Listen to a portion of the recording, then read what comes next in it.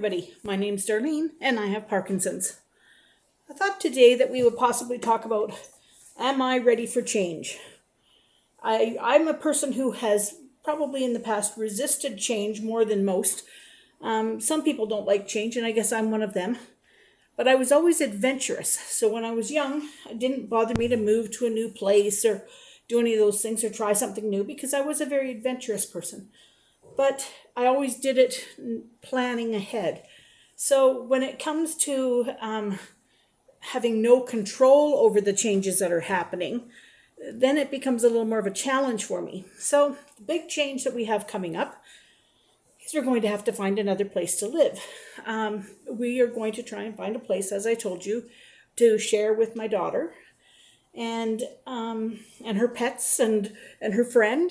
And so we're going to try and be able to share with her. And I keep saying, yes, I'm ready because I know I need the help.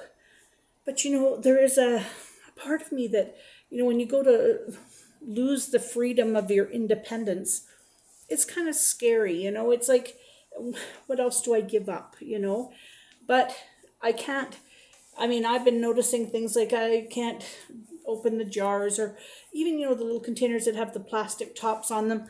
I have to keep saying to Bill, can you open this? Can you open this? And I would hate it if something happened to Bill and I'd be left by myself here. And so before it becomes too difficult, we have made the decision that that's the next change that we're going to make. But it is so scary to not know where we're going to find a house and are we going to be able to afford it properly. And, I know that we'll have no trouble getting along all in the same house. We've lived with Claudine many times, not lived with her like as, moved in on her. We've shared a home before. And, it's even as an adult, we've shared a place with her and we know that we get along just fine. But it's just, we've been on our own for so long that we're kind of set in our ways. And Claudine and I work on different schedules. She's very much a person who's up at night and sleeps during the morning. I'm often up at night, sometimes not, but I'm often up at night, but I do not sleep much in the morning.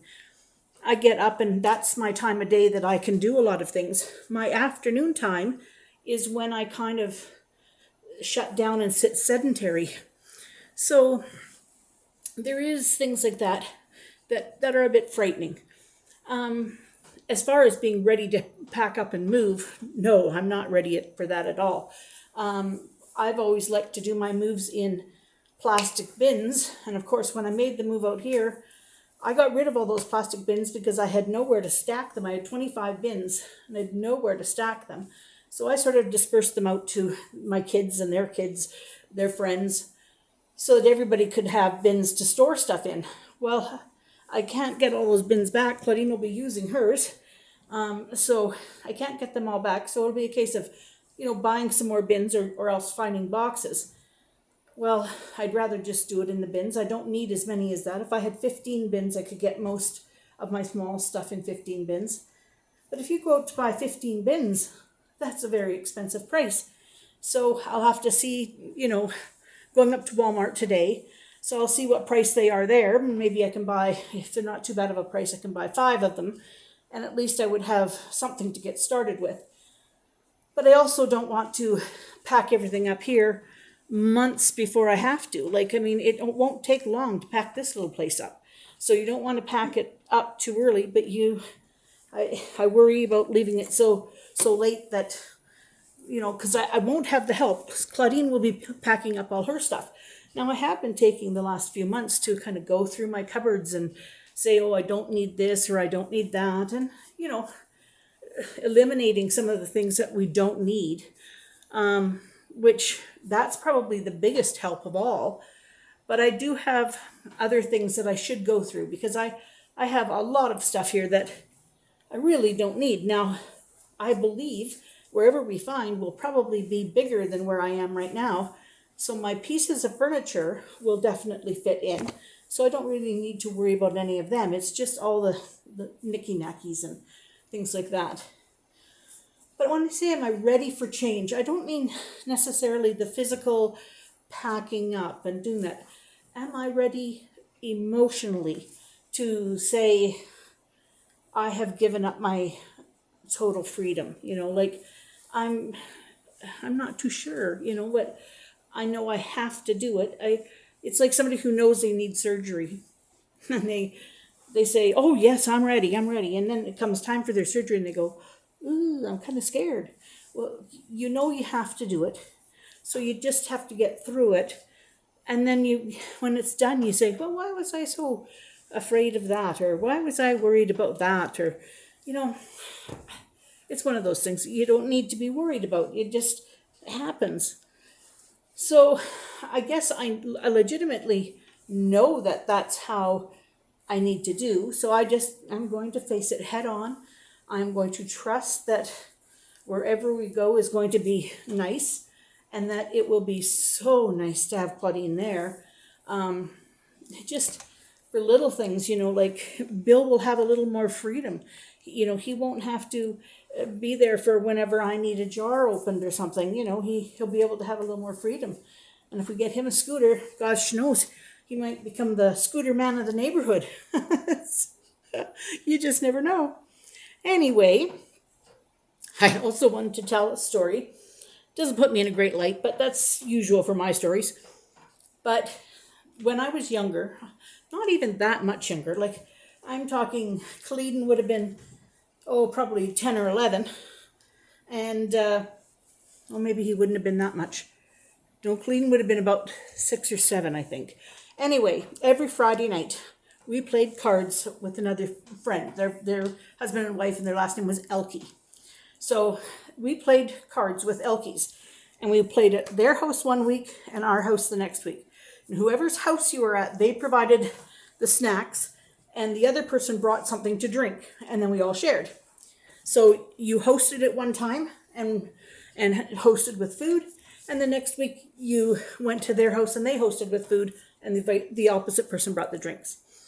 So we were going to their house this particular Friday, and I thought, let's have something different for drinks. Let's take a blender and make a blender drink. I thought that'd be great. So I knew one of them drank beer, so we took a 6-pack of beer and then a blender of a drink that I had mixed up, and it was called an Irish Monkey. And it had Baileys and chocolate syrup and milk, and I think it had some ice cubes or whatever. But anyway, you blended it all up, and it tasted like a chocolate milkshake. It was, and you added a banana. That was the monkey part. You added a banana to it. It was like a chocolate milkshake. It was absolutely delicious. Well, anyway, we take our blender drink and a case of beer or 6-pack of beer for whoever wanted that, and we went to play cards. It's my job to keep the score. So I've got our names at the top and the score coming down. What I did not realize was I was the only person that drank the Irish Monkeys. Nobody else wanted them. They all wanted just like a rum and coke or a beer or whatever. They didn't want, so I was the only one drinking it. And although it tasted just like a milkshake, believe me, there was alcohol in it. So anyway, my score sheet by the next day, they showed me, and it started off with everything all nice and neat. And then the column started to twist and the letters got big and then numbers adding got wrong. You could tell that Darlene was getting quite inebriated. Well, I didn't feel it. I was sitting at the table, I did not feel it. And then I had to go to the bathroom. And I got up and I went into the bathroom. And whoever was in the bathroom before me had left the toilet lid up. Now, in our house, there's a real rule. Put that damn lid down, right? We do not leave it up. Anyway, I went in and didn't notice that the lid was up. So proceeded to try and sit down, and I fell into the toilet. You splash. And the thing is, the toilet was right around the corner from where they were all sitting. And I could hear them all laughing because they could hear that I had plopped into the toilet. So I get up and I get myself all dried off and everything else. And I came out and I said, whoever left that lid up, I said, you hope you had a good laugh because goodness me, I've been washed now. Anyway, came time to leave. We're getting ready to leave. To get to their house, we parked way up on the top street because there was a steep hill coming down and it was wintertime, it was icy. So we parked up top and then went down the steep hill and went to their house. When we came out, we had to go up this icy steep hill. And I said to Bill, in all seriousness too, I said to him, Bill, you're going to have to give me a hand to get up this hill, because I said, my legs are not attached to my body. I said, I'm not coordinated. And he looks at me and he says, well, you got yourself down. You can probably get yourself up. I thought, oh, boy, that wasn't very nice, But anyway, he did help me up the hill. So we get me up to the hill and I get home and I go to sleep. Well, they brought the score sheet over for me the next day and I said, how did I get feeling like that with one glass of a monkey? And Bill said, one glass? You had the whole blender. Nobody else drank it. It's gone. You drank the whole blender. Every time I turned my back, I guess they topped my glass up. And I drank that whole thing. Well, have I had an Irish monkey since then? I don't think so. No, I have not had an Irish monkey then. It's a memory that I don't really need to repeat. I don't have much drinking of any kind now, but that time I certainly enjoyed myself. Anyway, that's my story for today. I hope you all enjoyed it, and we'll see you all tomorrow.